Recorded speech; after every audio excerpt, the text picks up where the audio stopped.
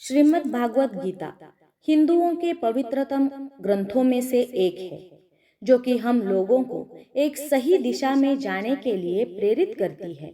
महाभारत के अनुसार कुरुक्षेत्र के उस महायुद्ध में भगवान श्री कृष्ण ने गीता का संदेश अर्जुन को सुनाया था। ये महाभारत के भीष्म पर्व के अंतर्गत दिया गया एक उपनिषद है। भगवत गीता में एकेश्वरवाद, कर्मयोग, ज्ञान योग, भक्ति योग की बहुत सुंदर ढंग से चर्चा हुई है। भगवत गीता में भगवान श्री कृष्ण ने न केवल ज्ञान की बातें बताई हैं, बल्कि जीवन जीने की कलाओं के विषय में भी बताया है। भगवान श्री कृष्ण ने अर्जुन को जो गीता का उपदेश दिया है, वह हर मनुष्य के लिए प्रेरणा स्रोत साबित हो सकता है। आज हम श्री कृष्ण द्वारा श्रीमद् भागवत गीता में बताई गई कुछ बातों को जानेंगे। विश्वास की ताकत। तुम अपने विश्वासों की उपज हो। तुम जिस चीज में विश्वास करते हो, तुम वही बन जाते हो। जो स्वयं पर विश्वास करते हुए अपने लक्ष्य की ओर बढ़ते हैं, उन्हें सफलता अवश्य प्राप्त होती है। यदि व्यक्ति अपने लक्ष्य के लिए कर्म में पूरे मन से लग जाता है और उसे कर्म करने से प्रसन्नता प्राप्त होती है, तो सफलता उससे दूर नहीं। मृत्यु से भय व्यर्थ है। प्रत्येक व्यक्ति के मन में मृत्यु का भय होता है। इस संसार का जब से निर्माण हुआ है, तब से जन्म एवं मृत्यु का चक्र चलता आ रहा है। ये प्रकृति का नियम है। इस सत्य को स्वीकार करके भयमुक्त होकर हमें आज में अपने वर्तमान में जीना चाहिए। किसी को भी आने वाले पल के विषय में कुछ नहीं पता होता, किंतु इस संदेह में भयभीत रहने से जीवन नहीं जिया जा सकता। कर्म सबसे ऊपर आता है। व्यक्ति कर्म करने के लिए ही पैदा हुआ है और बिना कर्म किए कोई रह नहीं सकता। फल की चिंता करना व्यर्थ है, क्योंकि इससे मनुष्य का मन कर्म से भटकने लगता है। किसी कर्म से सफलता नहीं मिलती तो क्या हुआ? असफलता भी ज्ञान के द्वार खोलती है। यदि बिना फल की चिंता किए कर्म करते रहोगे, तो सफलता और मन की शांति जीवन भर तुम्हारा साथ नहीं छोड़ेगी। जो कर्म फल से विरक्त होकर कर्म करता है, उसका आध्यात्मिक ज्ञान बढ़ता रहता है। सदैव स्वार्थी होना गलत है।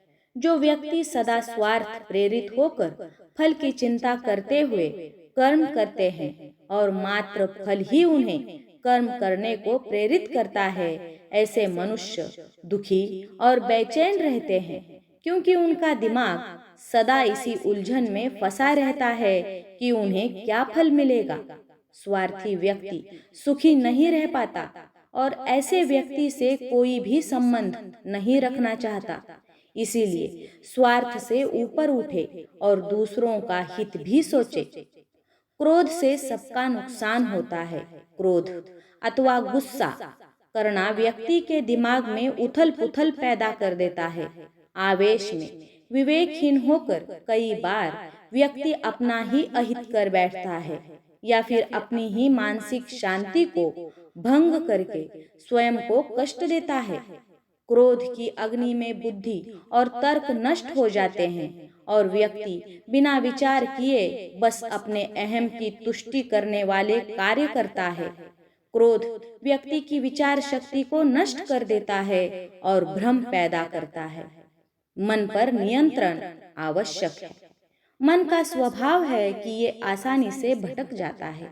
यदि जीवन को सफलता की दिशा में ले जाना है, तो मन को काबू करना अत्यंत आवश्यक है।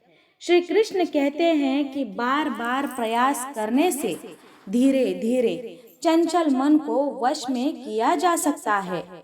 मन को वश में करने से दिमाग की शक्ति केंद्रित होती है, जिससे कार्यों में सफलता मिलने लगती है। यदि मन को वश में नहीं करोगे, तो ये आपका सबसे बड़ा शत्रु बन जाता है। भावनाओं में कोई छोटा बड़ा नहीं। इस संसार में ईश्वर कई रूपों में जाने जाते हैं। इनमें से कोई भी रूप बड़ा अथवा कोई भी रूप छोटा नहीं है। परमात्मा का हर रूप समान है। जैसे हर नदी अंत में सागर में जाकर मिलती है, वैसे ही हर धर्म, मत और संप्रदाय की धाराएं परमात्मा रूपी समुद्र में समा जाती हैं। ये संसार परमपिता का ही स्वरूप है। वो हर कण में विद्यमान है। कर्तव्य पालन आवश्यक है।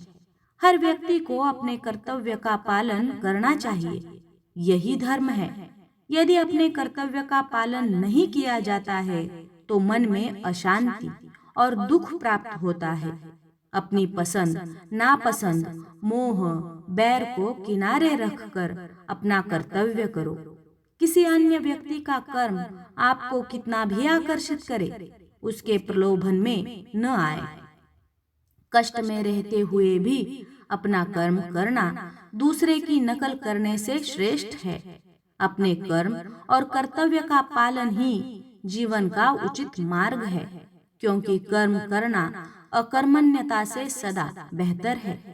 कर्तव्य में दोष देखकर पीछे न हटे, क्योंकि हर कर्म में कोई न कोई छोटा बड़ा दोष हो सकता है। जैसे अग्नि के साथ धुआं भी होता है, गुलाब के फूल के साथ कांटे भी होते हैं। सदैव कर्म करो। कर्म करने से पहले विचार करो, परंतु बहुत अधिक विश्लेषण मत करो। अधिक विश्लेषण संदेह और अकर्मण्यता पैदा करता है। ध्यान करने से परमात्मा को महसूस किया जा सकता है। श्री कृष्ण कहते हैं कि शारीरिक कर्म से ज्ञान का मार्ग उच्च है और ज्ञान मार्ग से भी ऊपर ध्यान मार्ग है।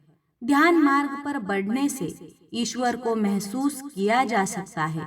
जो व्यक्ति मन और इंद्रियों को शांत करके पूर्ण विश्वास से अपना ध्यान भगवान में लगाता है, उसे ईश्वर का ज्ञान और अस्तित्व अवश्य महसूस होता है।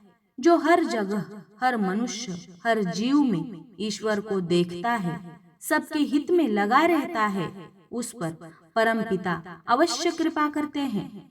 ज्ञान मार्ग को या भक्ति मार्ग, समर्पण, प्रेम तथा विश्वास ही आपको ईश्वर के प्रकाश की ओर ले जाता है। भगवान की पूजा बहुत से लोग करते हैं, किंतु उनको शांति क्यों नहीं मिलती? क्योंकि ईश्वर आपके हृदय में निवास करता है। उसे ज्ञात है कि आपका भाव क्या है। अधिक संदेह करने वाला कभी सुखी नहीं रह सकता।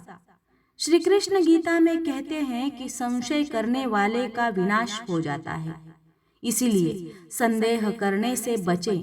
अधिक संदेह करने से मन की शांति भंग हो जाती है और व्यक्ति भ्रमित होकर अपने संबंधों को नष्ट कर डालता है। जिसे शक करने की आदत पड़ जाती है, उसे इस लोक या परलोक में भी शांति नहीं मिलती। सत्य की खोज ठीक है, लेकिन बिना सत्य जाने कल्पनावश होकर संदेह करने का अंत दुख, क्लेश, पश्चाताप के रूप में होता है। अति करने से बचे। जीवन में संतुलन अत्यंत आवश्यक है। किसी भी चीज की अति करना उचित नहीं। जैसे सुख आने पर प्रमाद करना और दुख आने पर निराशा में डूबे रहना, दोनों ही गलत है।